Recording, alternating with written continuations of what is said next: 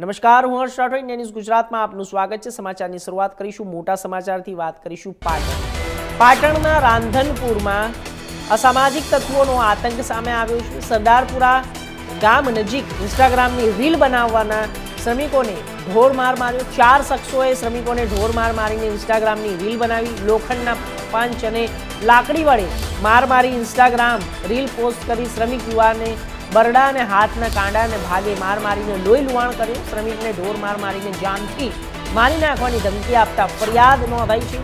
Radhanpur police station ખાતે 4 અજાણ્યા શખ્સો સામે પોલીસે ફરિયાદ નોંધી છે।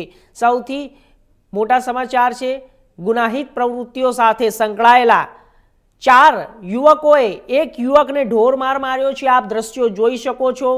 આ પાટણની રાધનપુરના દ્રશ્યો છે, જ્યારે રીલ્સ ઉપર સોશિયલ મીડિયામાં આ વિડીયો વાયરલ થઈ રહ્યો છે।